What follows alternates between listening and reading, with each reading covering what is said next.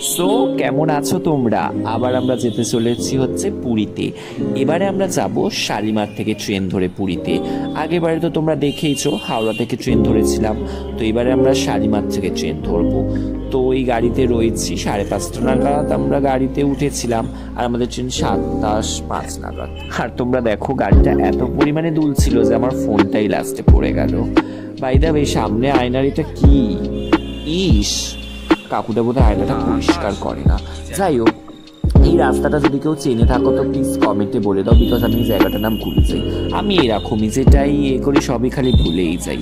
কোন দিন আমি নিজেকেও ভুলে যাবো, প্লিজ ভগবান এটা। আমি জানি না কেন যে তোমরা লক্ষ্য করেছো বা কিনা, বাট আজকাল রাস্তায় বেরোলে যদি ভিডিও অন করো আর সেটা যখন ঘরে এসে দেখবে, জাস্ট অবাক। কারণ গাড়ির মধ্যে থাকার সত্ত্বেও P horn P P P P Pappu Pappu হতে থাকবে।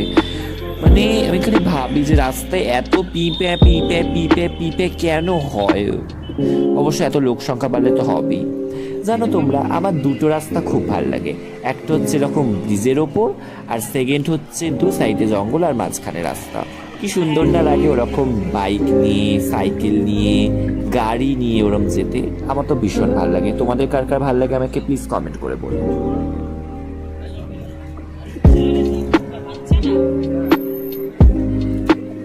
ওই দেখো দূরে হুগলি ব্রিজ দেখা যাচ্ছে। কাকু বললো যে হুগলি ব্রিজটা ক্রস করলেই আর 5 মিনিট, তো সেই কারণে আর বেশি ওয়েট হচ্ছে না। কারণ শালিমার স্টেশনটা কোনোদিনও দেখিনি, ফার্স্ট টাইম যাচ্ছি শালিমার স্টেশন থেকে ট্রেন ধরতে। জানি না কেমন দেখতে হবে, দেখতে দেখতে চলেই এলাম। কেমন জানি না, একটা কোনো কিছুর জন্য যখন অপেক্ষা করা হয় সেই অপেক্ষাটা যেন কত দিন লাগে। কিন্তু যখন সেই দিনটা চলে আসি বা সেই দিনে যখন এসে দাঁড়াই, মনে হয় কত তাড়াতাড়ি চলে এলো। তার পরেক্ষণেই মনে হয় আবার ঘুরতে চলে যাবে। যাই হোক, তো মন খারাপ করে তো লাভ নেই। যেরকম পৃথিবী চলছে, সময় চলছে, তো দিন আসবে, দিন যাবে। প্রত্যেকটা দিন, প্রত্যেকটা সময়কে আমাদেরকে এনজয় করে কাটাতে হবে। এই যা। যাই হোক, হুগলি ব্রিজও আমি ফার্স্ট টাইম বোধহয় যাচ্ছি, না আগেও বোধহয় গেছি, জানি না, তো মনে নেই। হাওড়া ব্রিজ তো অনেকবারই গেছি, বাট হুগলি এই দিকটায় আসা হয় না আমাদের খুব একটা। আমাদের যা কাজ বা যাই হোক ওই দিকটা হয়, তো এই দিকটায় খুব একটা আসা হয় না। তাই জন্য যেই ফার্স্ট টাইম এলাম, তো তোমাদের জন্য ক্যাপচার করে নিলাম জিনিসটা। সব কিছু ভাবি হোয়াটসঅ্যাপে স্ট্যাটাস দেবো, স্ট্যাটাস দেওয়ার জন্য ক্যাপচার করি, বাট স্ট্যাটাসই দিতে ভুলে যাই। আর এটা কি ক্যামেরার মাঝখানে আসছে, দূর দূর দূর। সো গাইস, এখন আমরা চলে এসেছি শালিমার স্টেশনে। এবারে আমাদের পুরীর ট্রেন রয়েছে শালিমার থেকে। তো শালিমারে আমাদের 7:05 ট্রেন রয়েছে। তো দেখিনি কার কার সাথে এসছে। এবারে ভাই হাই করে দে। আর এই হচ্ছে আমার মাসি, এই যে বাবা, বাবা হাই করে দাও। তো আমরা যাচ্ছি, আর আরো অনেকজন আসছে। নম্বরে আমাদের ট্রেন আসবে, যাচ্ছি আমরা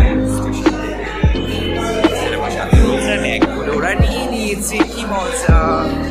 এই হচ্ছে রেবা মাসি, রেবা মাসি হাই করে দাও। যাচ্ছি আমরা, আমাদের এবারে আমরা এসি বুক করেছি, আর এসিটা পেছনের দিকে বলছে। যাই হোক, যাই।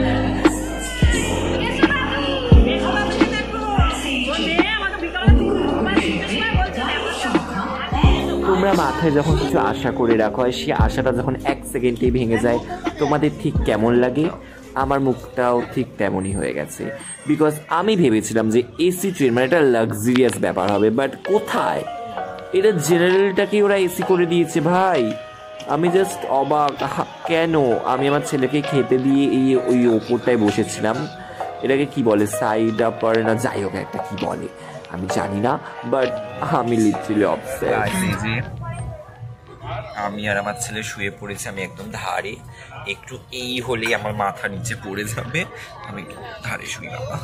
এবার ছেলে, আর যেটা বলছিলাম সেটা হচ্ছে এই সাদা কম্বল, কম্বল বলা ভুল হবে, চাদর, যাই হোক এই সাদা বালিশ। তো আমাকে একজন বলেছিল যে সাদা জিনিস গায়ে দিয়ে শুতে নেই বা সাদা জিনিস নিয়েই শুতে নেই, তাকে আমি এই দৃশ্যটা দেখাতে চাই। আমাকে সত্যি একজন বলেছিল যে সাদা জিনিস গায়ে দিয়ে শুতে নেই, তাকে আমি এখন খুঁজে পেলে এইটা গায়ে দিয়ে দেখো। আমাকে ট্রেনের চেনটা জ্বালিয়েছে। জয় জগন্নাথ, সবাই কমেন্টে জয় জগন্নাথ লিখে দাও। আমরা পুরীতে চলে এসেছি, এই নামছি পুরীতে, এই নেমে গেলাম পুরীতে। এবার আগেবারেও এসেছিলাম পুরীতে, তখন ট্রেন থেকে নামার সময় ক্লিপটা বোধহয় নেওয়া হয়নি, তো এবারটাই নিয়ে নিলাম ক্লিপটা।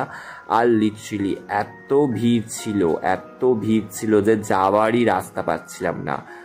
আর স্টেশনের যেই গেছি, মানে মেন, এটা তো তাও স্টেশনে বলতে পারো ট্র্যাক, মানে যেখানে গাড়িগুলো আছে, কিন্তু মেন যেই স্টেশন যেখান থেকে টিকিট পারচেস বা সব যেখান থেকে কাজকর্ম, এই জায়গাটায় এত পরিমাণে ভিড় ছিল। আর এত মানে এক একটা জায়গায় যেন এক একটা দল সব গোল করে দাঁড়িয়েছিল, এক একটা দল যেন এক একটা জায়গায় গোল করে দাঁড়িয়েছিল, মনে হচ্ছে কি না কি। যাই হোক, তো আমরা অটো বা টোটো যাই বলো, ওইটা করে আমরা আমাদের এতে গেলাম, আমাদের যেই লজটা আমরা বুক করেছিলাম, আমরা হলিডে হোম বুক করেছিলাম, সেখানটায় গেলাম। তারা বলছে যে আমরা 7টার আগে খুলি না। তো আমার কাছে একটাই কথা, যে তোমরা যখন 7টার আগে হোটেল খোলো না, তাহলে আমরা যখন 4টের সময় নামবো তোমরা জানতে, 4টে না 4:30 যাই যখন নামবো তোমরা জানতে, তাহলে তোমরা আমাদেরকে আগে দিয়ে বলোনি কেন? তাহলে আমরা যে কোনো একটা জায়গায় থাকতে পারতাম, আমরা স্টেশনে থাকতে পারতাম, আমরা সি বিচে থাকতে পারতাম, তোমরা আমাদের বললে না কেন? আবার আমাদেরকে অটো ভাড়া করে সি বিচে আসতে হলো সব লাগেজগুলোকে নিয়ে। যাই হোক, তোমরা আগে দিয়ে এগুলো কথা বলে নিও, তোমাদের যাতে এই প্রবলেমটা না হয়। আগেবারে আমাদের এই প্রবলেমটা হয়নি, বিকজ আমরা নেমে ওখান থেকে হোটেল খুঁজে নিয়েছিলাম। এবারে আমরা যেহেতু বুক করেছিলাম, তো আমরা জানি যে আমরা 4টের সময় নামি কি 5:30টার সময় নামি আমরা ঢুকে যাব। উনি বলছে যে না, এখন ঢোকা যাবে না, এখন চেক ইন করা যাবে না, 7টার সময় চেক ইন করতে হবে। আর লিটারালি আমাদের যে হলিডে হোমটা বুক করা হয়েছিল সেটা একদমই প্লিজ কেউ করো না, সারদা নিবাস, মা সারদার অপমান হবে, বাট প্লিজ কেউ করো না।